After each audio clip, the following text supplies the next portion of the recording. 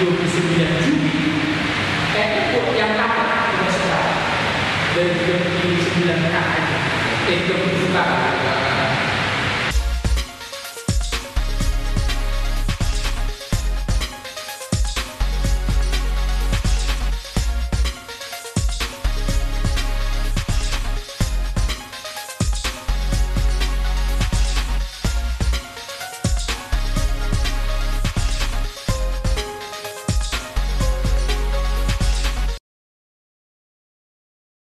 Shalom, salam sejahtera buat saudara-saudara dimanapun berada. Kita kembali ke dalam YouTube channel HKBP Distrik 31 Medan Utara yang bertemakan profil-profil gereja-gereja yang ada di tengah-tengah naungan HKBP Distrik 31 Medan Utara. Dan saat ini saudara terkasih, kita kembali diberi kesempatan untuk berkunjung ke HKBP Taman Deli yang merupakan pagaran dari Resort Efrata Martubung.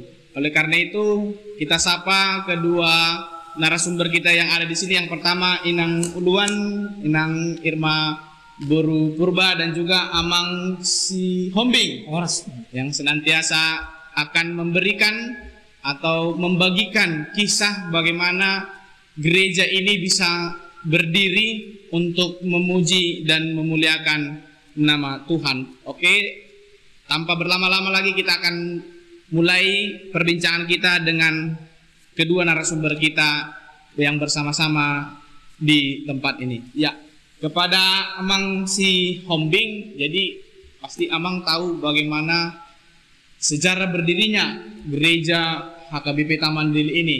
Mungkin bisa Amang ceritakan dari awal berdirinya dan motivasi dan semangat jemaat, mungkin bisa Amang juga sampaikan untuk bersama-sama mendirikan suatu rumah Tuhan sebagai wadah tempat bersekutu memuji dan memuliakan nama Tuhan. Mungkin bisa Amang ceritakan bagaimana awal mula berdirinya.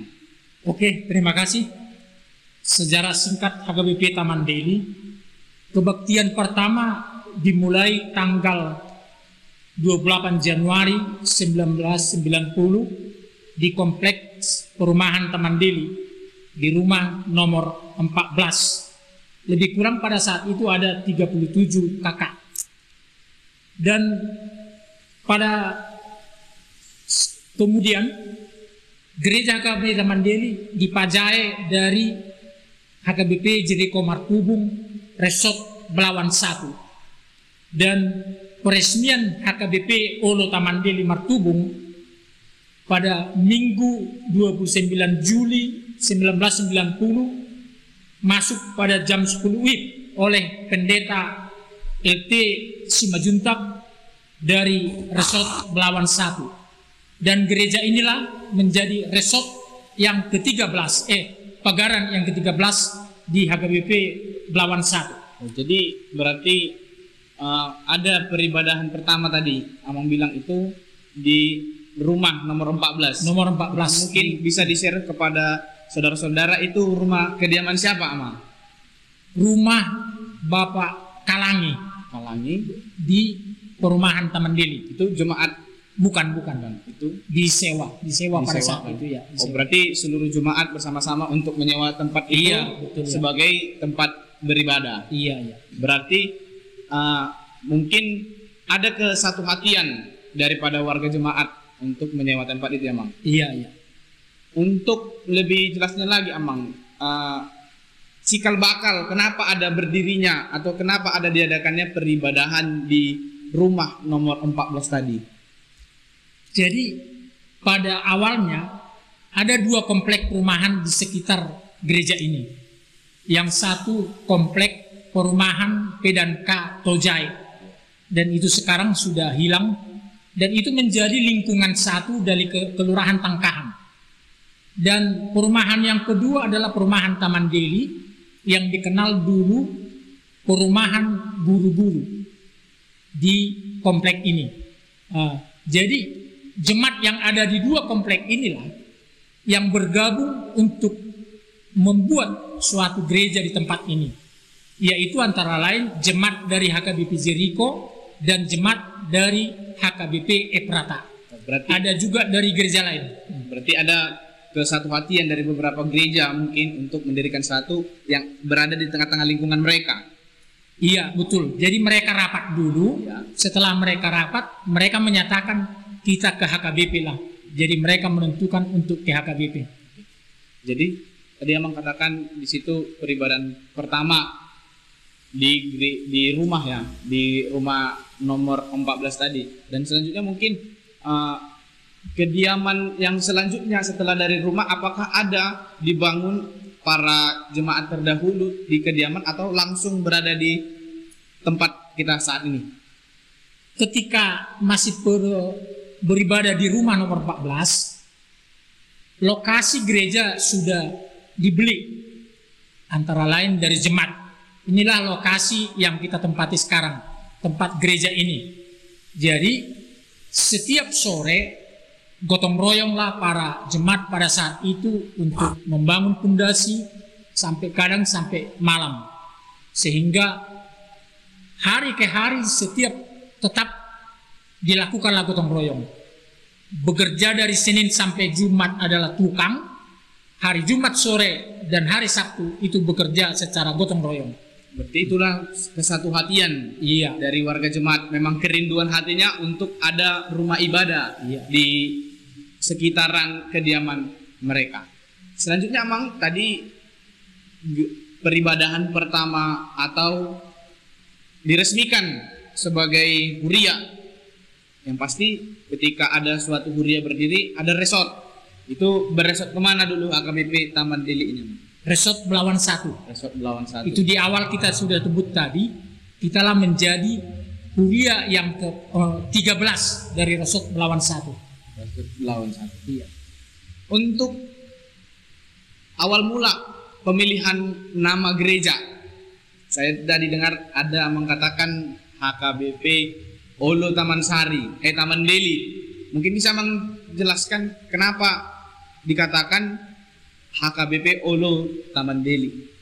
Memang pada saat itu yang dimotori oleh Bapak Dr. Anus TM Siregar menyatakan supaya gereja ini kita sebut HKBP Olo Taman Deli, dengan harapan ada donatur-donatur yang dapat dijumpai. Itulah makanya sesuai dengan di isi Alkitab juga ada kata Olo, saya lupa ayatnya. Itulah yang mendasari menjadi HKBP Olo Taman Deli.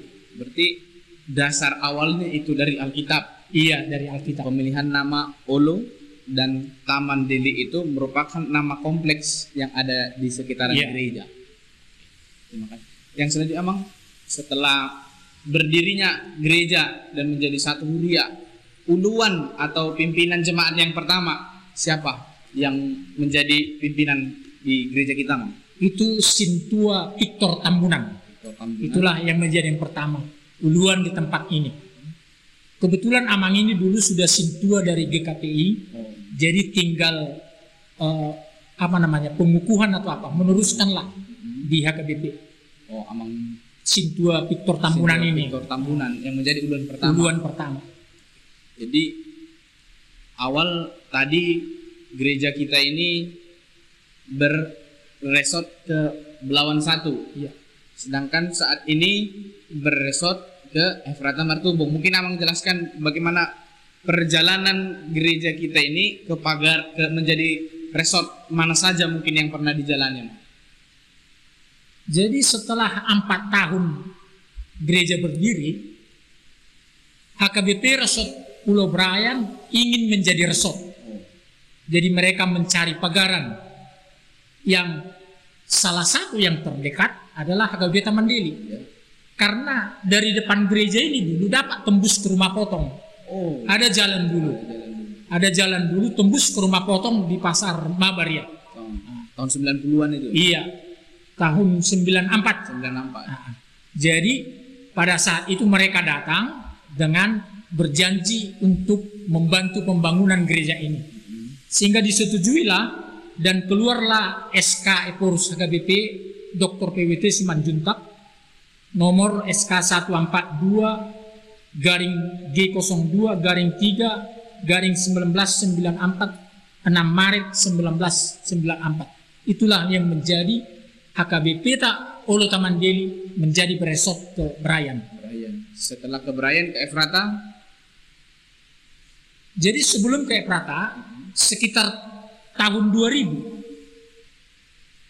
HKBP ini berubah nama menjadi HKBP Olo Taman Deli menjadi HKBP Taman Deli. Itulah hasil kesepakatan daripada Parhalado dan itu diputuskan pada tahun 2000. Baru sekitar tahun 2012 HKBP Efrata Martubung datang juga ke sini untuk mengajak karena mereka juga ingin menjadi resort lepas dari HKBP Belawan 2. Nah, jadi mereka mengajak dan adalah pernyataan bersama untuk bergabung dengan Efrata, yaitu dengan kesepakatan yang pertama iuran tahunan gratis selama 5 tahun. Nah, itulah yang menjadi iming-iming. Yang kedua sama hak untuk pemakaian aula. Nah, dan itu berproses agak lama juga karena setelah tanggal 31 Agustus 2012 tanggal 28 September baru ada permohonan dari Efrata, permohonan ke Efrata, dan tanggal 30 September juga 2022 surat permohonan melepaskan diri dari HKBP Pulau Brayan. Itu di tanggal 30. Jadi tanggal 9 Januari 2010 keluarlah rekomendasi dari HKBP Pulau Brayan untuk melepaskan menjadi ke Efrata yang ditandatangani oleh Pendeta P. Panggabean PSI yang menjadi pendeta resort pada saat itu. Itulah sejarahnya pindah ke Efrata. Terima kasih, Mas. Mungkin kita mundur sedikit di sejarah cikal bakal berdirinya HKBP Olo Taman Deli. Ada berapa jemaat pada saat beribadah di rumah nomor 14 tadi? Bisa ceritakan? Di rumah nomor 14 itu ada sekitar 37 kakaknya yang apa? Karena rumah itu sekitar 9 kali 10 meter. Itulah kebaktian itu. Dengan bangku darurat dari kayu-kayu yang setengah bulat itu. Nah, itulah kebaktian di sana. Yang melayani dulu. Yang melayani di samping pimpinan Amang Sikua Victor Tambunan, dan pada saat itu ditetapkan menjadi HKBP Jeriko yang menjadi pelayan di HKBP Taman Deli. Oh, berarti sembari dari Parhalado atau Sintua yang ada di situ dan juga dari para pelayan yang ada di HKBP Jeriko untuk melayani. Dan selanjutnya memang ketika berdirinya menjadi kuliah HKBP Olo Taman Deli ini emang ada berapa kira-kira jemaat yang menjadi warga jemaat yang sah di tengah-tengah gereja ini? Untuk sekarang ini, ketika ditetapkan sebagai huria, perkiraan saja. Karena jarak antara kebaktian pertama 28 Januari sampai dengan peresmian 29 Juli kayaknya yang tambah tidak seberapa dari 39 kakak itu 37 kakak ya. Jadi untuk perkembangannya lah Amang, dari awal berdirinya sampai sekarang antusias jemaat itu bagaimana untuk menjadi warga gereja HKBP Taman Deli ini, perkembangannya dari ke tahun ke tahun. Jadi perkembangan pembangunan gereja ini memang pertama-tama selalu didukung dengan gotong royong, apalagi untuk mengecor, dan satu donatur. Ada donatur yang sangat diharapkan dari Medan. Itulah yang selalu memberi sumbangan ke tempat ini. Cukup besar pada saat itu. Ada seng, ada semen. Jadi Boleh disebutkan siapa nama? pada saat itu Bapak LM Sihaan, mantan Direktur PTP di sekitar HKB Sudirman rumahnya. Oh, berarti Itulah pada saat itu yang menjadi donatur utama di tempat ini. Sehingga hari demi hari pembangunan ini dapat terlaksana dengan baik. jemaat karena sudah ada bangunan yang jelas, maka warga sekitar atau jemaat yang ada di sekitar gereja ini mendaftarkan diri ke gereja ini. Iya, jadi Amang itu pada saat itu sebelum pembangunan disuruh foto dulu. Setelah diantar bantuan, kemana dipakai, dipoto lagi. Nah, jadi dia selalu lihat perkembangannya. Itu bukti keseriusan jemaat ya, Iya. bukan hanya dia memberi tapi nggak ada terlihat apa-apa. Iya. Itu sebagai mungkin siapa tahu keluarga dari Amang yang menjadi donatur itu mendengarkan kisah ini, ya menjadi tanggung jawab yang besar bagi mereka untuk mengikuti jejak orang tuanya, untuk dapat memberikan sokongan moral maupun doa di tengah-tengah pembangunan gereja. Jadi selanjutnya Amang, bisa Amang sebutkan siapa aja pimpinan jemaat yang pernah melayani di gereja HKBP Taman Deli ini sampai saat ini? Uluan yang pertama itu Bapak Situa Victor Tambunan, Ya. yang kedua Sintua M. Simamora, yang ketiga Bapak Simamora ini adalah guru di SMP Negeri 25. Oh ya. Sedangkan Dr. Andus TM Siregar ini dosen di IKIP. Dan keempat Sintua Penai Baho SPD, itu juga guru di SMP Negeri 25. Dan yang kelima Ibu Sintua Mesiana Stungkir atau Borusilalahi SPD, dan bertugas selama 2 periode. Dan yang terakhir sekitar Oktober 2022 ditetapkanlah Inang Pendeta Irma Purba menjadi uluan di HKBP Taman Deli Martubung ini. Berarti yang pertama pelayan penuh waktu ya, Bang? Yang Iya, disahkan. yang pertama inilah Inang Pendeta. Berarti ada kemajuan untuk bersama-sama melakukan pelayanan, ada semangat dari para pelayan memang Iya. untuk bersama-sama menyatukan hati pikiran antara para halado dengan jemaat agar tetap senantiasa pelayanan di tengah-tengah gereja berjalan dengan baik. Mungkin dari sejarahnya sudah mungkin bisa kita tangkap, dan mungkin kita melihat dari situasi yang ada di sekitaran gereja kita ini, mungkin mayoritas apakah beragama Muslim kah atau Kristen kah atau Batak kah yang ada di sekitaran gereja kita ini? Bisa mungkin Amang ceritakan. Kalau di perumahan Taman Deli ada sekitar 120 kakak dulu, itu hampir 100 kakak adalah Kristen. Yang di Tojai itu sekitar 70 mungkin atau 60%. Yang di belakang gereja kita ini mayoritas Muslim, mayoritas mereka. Tetapi kehadiran gereja ini tidak pernah dipermasalahkan. Karena di sebelah kiri gereja ada gereja GKPI, di sebelah kanan sekitar jarak 50 meter ada BNKP, dan sekitar 150 meter lagi ada HKI. Jadi ada 4 gereja di jalan ini. Satu baris. Iya, satu baris. Berarti di situ ada kehidupan bertoleransi antar umat beragama dan juga agama yang sama di tengah-tengah lingkungan kita. Jadi untuk tempat ini, kan saya lihat lahan kita ini cukup luas. Apakah dari awalnya dibeli jadi seluas ini atau bagaimana? Mungkin bisa menjelaskan.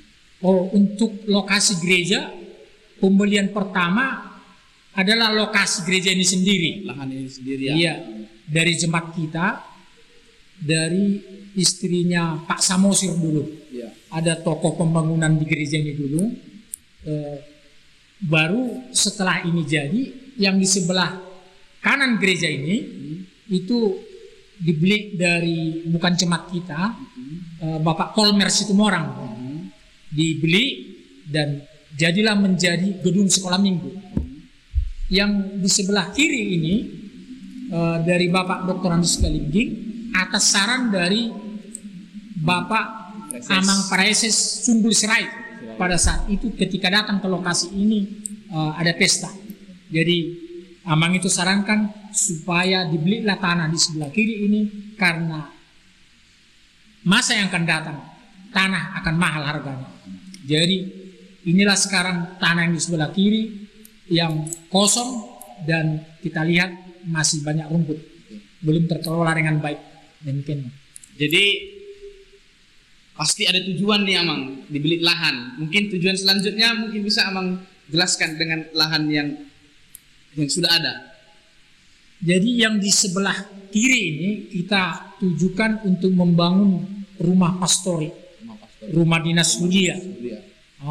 Kita sudah buat proposal dan hampir ada persetujuan, tinggal menunggu pengesahan dari Pemropsu, pemerintah Provinsi Sumatera Utara. Ya, inilah kita doa bersama supaya bantuan itu dapat turun sehingga rumah pastori ini dapat dibangun. Karena Inang Uluan yang sekarang Inang Pendeta Purba masih menyewa rumah di Geria 2, jarak sekitar 1 kilo ya, 1 kilo dari tempat ini. Jadi itulah harapan kita supaya ada juga donatur dari luar dan jemaat juga bersemangat untuk membangun itu. Terima kasih. Jadi tadi setelah saya masuk dari pintu gerbang kita, saya lihat ada bangunan di sebelah sana. Itu bisa dijelaskan bangunan apa? Yang bangunan sebelah kanan memang masih belum sempurna, tapi untuk pesta-pesta 100 orang sudah sering disewa. Terutama dari gereja tetangga kita ini, dari suku Nias. Mereka sering mengadakan pesta-pesta di sini. Dan sebelum Covid juga ini agak laku untuk ulang tahun punguan marga. Yang punguan marga di sekitar Martubung ini sering dipakai. Tapi karena Covid sekarang belum terlaksana. Hanya pesta-pesta dari teman kita yang dari Nias lah. Oke, terima kasih Mang. Sudah banyak yang bisa didengarkan oleh saudara-saudara kita yang ada di sini mengenai bagaimana semangat, bagaimana kesatuan hati para jemaat untuk bersama-sama mendirikan satu rumah Tuhan sebagai tempat bersama-sama memuji memuliakan Tuhan. Dan saat ini saudara yang terkasih, kita masuk ke Inang Uluan kita di sini mengenai bagaimana pelayanan di tengah-tengah gereja HKBP Taman Deli ini. Ya, mungkin bisa Inang ceritakan bagaimana pelayanan sebelum Covid atau masa Covid dan setelah masa Covid saat ini, Inang bisa mungkin Inang menjelaskan. Oke. Terima kasih William. Saya Uluan di sini sejak Oktober 2020. Saya di Ojakon menjadi Uluan dengan melayani 139 kepala keluarga. Sekarang kami bersama tim yaitu Sintua, ada 13 Sintua dan ikut saya menjadi 14 pelayan di tengah-tengah HKBP Taman Deli. Sebelum Covid kami agak sedikit kesulitan. Ketika saya menjabat menjadi Uluan, ini semuanya ambruk. Plafon atas itu ambruk. Pada kami waktu itu kami sermon, tiba-tiba ada musang yang lewat, ini semua ambruk. Jadi terpaksa fokus pelayanan pertama itu kepada pembenahan fisik. Waktu itu ditargetkan biaya sekitar 200 juta. Tapi ada lagi donatur sehingga 200 juta ditambah donatur sekitar 230 juta rupiah. Lalu kemudian terjadi wabah Covid, semua ibadah berhenti di gereja dan semua pindah ke rumah. Selama Covid terus terang tidak banyak yang saya bisa lakukan untuk pelayanan. Tetapi kami tetap mengadakan ibadah di rumah masing-masing dengan pertanian, PHD juga secara online kepada Naposo Bulung dan kepada Ina, begitu juga dengan pertanian, semua secara online. Puji Tuhan sesudah COVID, pembenahan secara fisik maupun fisik gereja ataupun jemaat itu mulai berangsur-angsur dilaksanakan, dan saya start di situ untuk menjadi pelayan full time yang pertama. Tentu saja setiap pelayanan akan saya adakan terlebih dahulu di dalam program kuliah, karena kami memang selalu berusaha agar setiap apapun yang kita lakukan itu semuanya start dari program kuliah. Tidak ada yang bisa melenceng dari situ. Dan untuk setiap kesepakatan dalam pelayanan yang kami lakukan, saya juga startnya dari sermon Parhalado. Sesudah itu disahkan, baru kita terjun ke dalam pelayanan. Demikian William untuk start kami beserta para sintua untuk melakukan pelayanan di HKBP Taman Deli. Cuma ada sedikit kendala di sini. Kalau terjadi hujan, ini semua akan penuh dengan air. Sekitar jalan, halaman gereja dan sekitar rumah akan penuh dengan air. Kendalanya kalau cuaca hujan itu pada hari Minggu, itu langsung 50% jemaat yang hadir. Karena memang kami di sini ekonomi menengah ke bawah. Kalau harus memakai transportasi mobil, jemaat masih bisa dihitung. Jadi doa kami, kalau setiap hari Minggu tak usah lah turun hujan, karena akan sangat berpengaruh kehadiran dan berpengaruh untuk semangat kita melayani. Itu kendala yang terjadi di sini. Dan sepanjang pelayanan kami, puji Tuhan 139 kakak sesudah COVID, rata-rata yang hadir dalam ibadah setiap minggu, satu kali ibadah itu ada 170 sampai 180 jiwa. Pasti masih kurang kuotanya. 139 jemaat yang hadir 180 pasti masih kurang sebenarnya. Oleh karena itu memang masih dibutuhkan dalam pandangan saya kunjungan kepada jemaat-jemaat secara pastoral. Mengapa misalnya 139 kakak kali 2 saja dia sudah harus 300 jiwa yang datang beribadah. Dan kendalanya adalah di kaum bapak. Kaum bapak selalu sekitar dari 170 yang hadir, bapak itu hanya sekitar 30. Baik di dalam pertanyaan ataupun di dalam ibadah setiap hari Minggu yang kami laksanakan hanya 1 kali ibadah. Nah, selanjutnya untuk tahun kesehatan di tahun 2022 program itu kami mulai dari kesehatan di dalam keluarga. Tidak mungkin kita bisa sehati di dalam gereja jika dalam keluarga tidak ada kesehatan. Oleh karena itu ibadah pertanggihan yang seharusnya 4 kali di gereja tetap kami bagi 2 kali di rumah masing-masing, 2 kali di gereja. Akhirnya dengan cara demikian kita harap 2 kali di rumah itu keluarga itu memakai waktu untuk berdoa bersama di rumah masing-masing. Nah, 2 minggu kedua dan keempat itu kita adakan di gereja dengan tuan rumah yang berbeda-beda dari setiap sektor.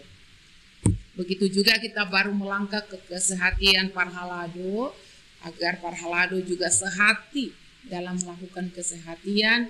Kami sudah start juga dengan kesehatan di Parhalado dengan Parhalado dan keluarga, dengan merenungkan, menggumuli bersama makna tahun kesehatan, arti logo kesehatan, dan apa yang diminta dari kesehatan. Itu sudah jelas saya sampaikan kepada Parhalado dan keluarga.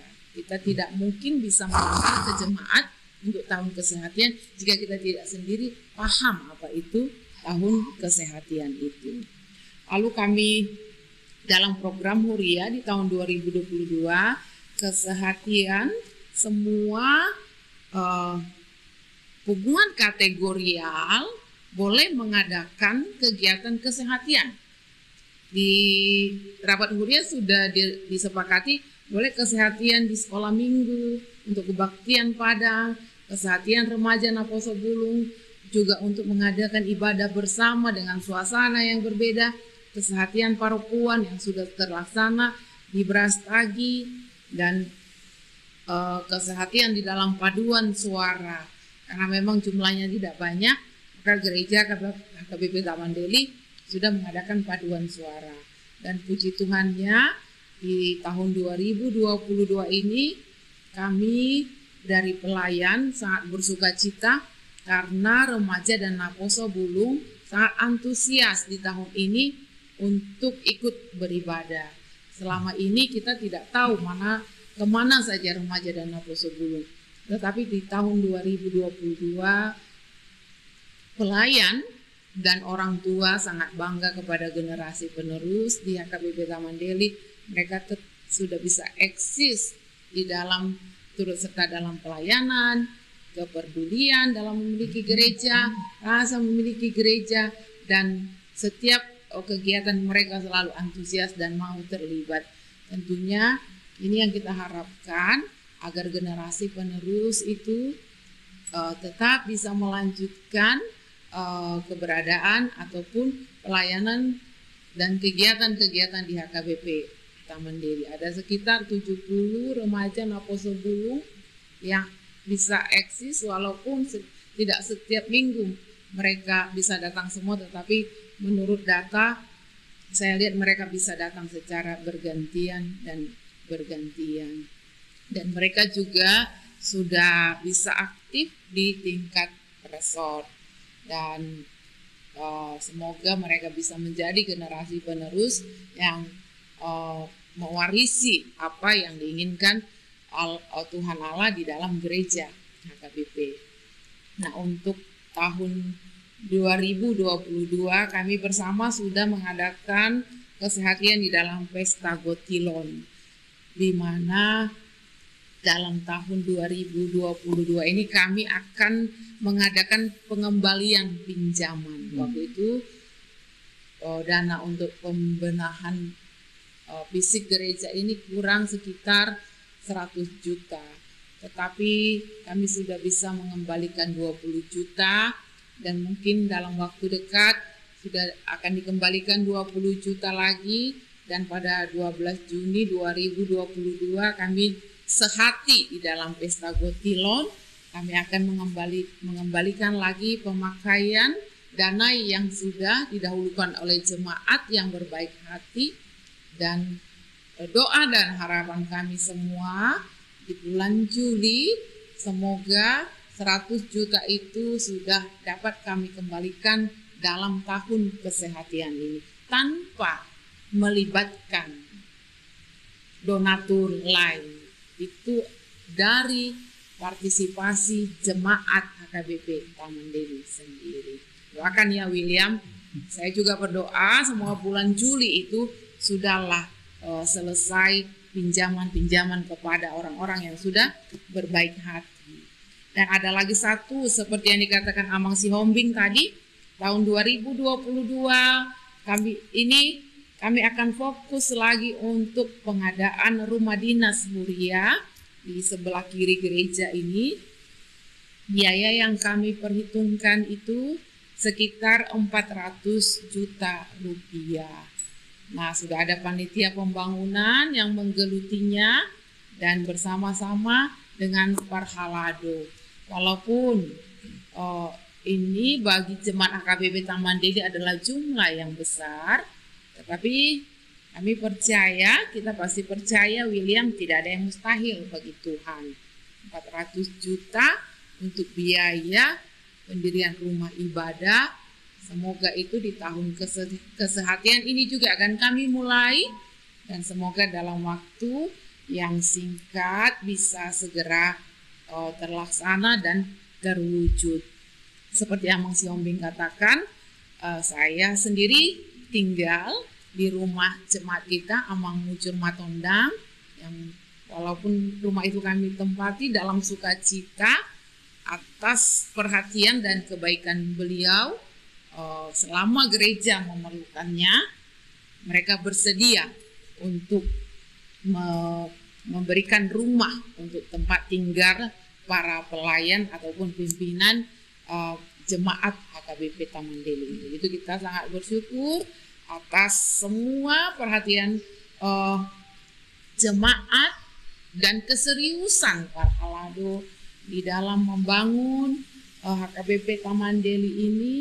Walaupun dalam jumlah kuota kami sangat kecil, 139 keluarga, tetapi kami merasakan kesehatian itu ada, karena seperti dikatakan Amang Siombing tadi, gereja ini dimulai dengan gotong royong. Sampai sekarang pun saya masih merasakan gotong royong itu masih tetap ada. Demikian William, terima kasih.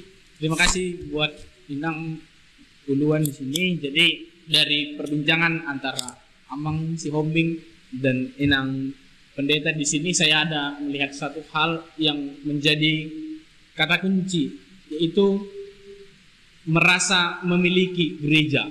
Itu salah satu yang harus dibangun oleh seluruh warga jemaat, bahwa bukan hanya orang-orang yang berduit saja yang membangun gereja, tetapi ketika kita merasa diri kita sebagai warga jemaat dan berpartisipasi untuk mendirikan suatu bangunan gereja, itu merupakan suatu bentuk tanggung jawab sebagai warga jemaat. Bukan kita hanya sekedar ya sebagai jemaat di sana, tetapi tidak merasa itu tanggung jawabnya. Ada pembangunan merasa tidak tahu menau, itu sering terjadi di tengah-tengah gereja. Tapi berkat dari kesatuhatian yang diceritakan tadi dari awalnya, warga jemaat yang dahulu mengandalkan donatur, tapi karena perkembangan zaman, perkembangan waktu, adanya satu merasa kepemilikan antara setiap warga jemaat terkait rumah ibadah. Oleh karena itu, kepada saudara-saudara yang terkasih, dari sejarah berdirinya HKBP Taman Deli ini menjadi sesuatu hal yang mungkin menjadi pelajaran ya Amang, menjadi pelajaran, motivasi, semangat terhadap gereja-gereja yang lain yang mungkin sekarang dalam masa-masa sulit untuk melakukan mendirikan rumah ibadah. Ya, terima kasih buat Amang Siombing di sini dan juga Inang Uluan atas partisipasinya. Ya, kita bersama-sama mohon pamit kepada saudara-saudara atas waktu ini, dan shalom. Shalom. Oras. Oras.